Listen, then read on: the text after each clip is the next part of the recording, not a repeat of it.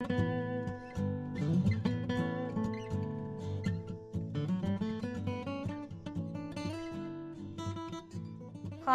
my name is Nancy Porambo. I'm the owner and operator of the Therapy Option in Jim Thorpe, Pennsylvania, and I'm also the director and founder of Professional Practice Concepts. It's an entrepreneurial seminar series. I've been in practice for 20 years as a neuromuscular therapist, working with chronic soft tissue pain. I'm also a continuing education provider for the state of Florida, as well as the NCB TMB. Now, I've spent the last 10 years of my life working on and extensively researching fibromyalgia, something that there really doesn't seem to be an answer for. There's a ton of research out there that looks at a variety of hypothetical situations in which fibromyalgia might occur. So I looked at the etiology, I looked at the treatment methods that are out there, and I also looked at some of the outcomes of some of those treatment methods. And what I found is that massage therapy has been named on more than one occasion that it's part of a process that needs to occur as a whole body concept to look at wellness. Did you know that there are over 12 million Americans that have fibromyalgia, that have been diagnosed with fibromyalgia, and that they're between the ages of 25 and 60.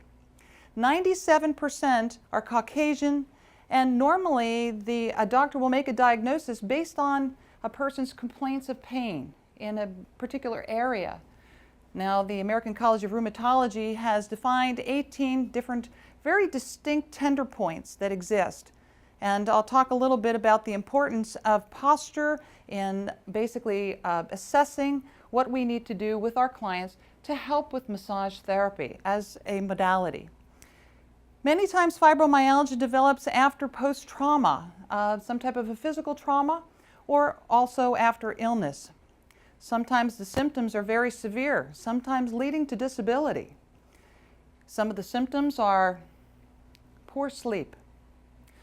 From research, it's shown that the human growth hormone has to actually be released into the system after a total of 2 90-minute segments of sleep stages. In other words, 3 full hours of sleep. We found that many times they have unrefreshed sleep, so the human growth hormone is very, very important to allow for the muscles to relax and feel refreshed. If that 90-minute sessions of sleep does not occur, then the person will wake up feeling very achy. So sleep has been one of those heavily researched areas that they're looking at, but one of the symptoms is unrefreshed sleep. Another is headaches, migraine headaches. Another is dizziness, brain fog, poor concentration, irritable bowel, bladder, and chemical and environmental sensitivity, as well as depression and anxiety. Now, before I actually go into the demo portion, I'd like to spend a little bit of time looking at the posture and how important posture is. Before I work on anyone manually to do any type of massage procedure, I want to make sure that I've properly established a baseline with that client so that I know where I began and if I'm actually making any type of change with the symptomology that the person will exhibit. So I brought a skeleton along here to show that there should be a normal cervical curve and there should be a normal lumbar curve. And many times when clients present to us, sometimes we'll see them where their head is tilted to one side, and that's pretty common, and this is the way that they feel most comfortable. Sometimes they'll present with a very forward head posture, where they seem to be leading with their head. All of those different, those type of variations in posture will cause some sort of pain problems. So before I begin doing anything to work with points of fibromyalgia, I must first see exactly what I'm working with the structure of the individual, form and function. So if the head continues to go forward off of the coronal plane, we'll find that there's just a lot of tension here, and most times they might be exhibiting a military neck, or in worst case scenarios, a reverse cervical curve.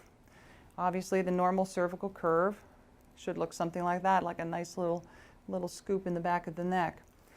But we have a head that weighs roughly 8 to 10, sometimes 12 pounds, that puts pressure on these vertebrae. And these vertebrae, when they're stressed, can cause pressure on these nerve roots. And these nerve roots come out at each segment.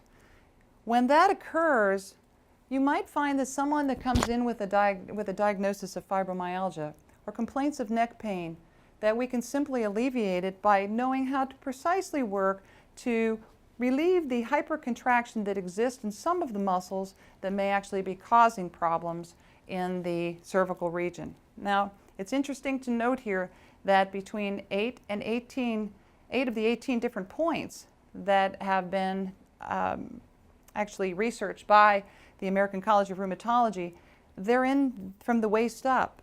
So I want to pay particular attention to that cervical region. So posture is extremely important. I would look to see that there is, that the pelvis appears to be level.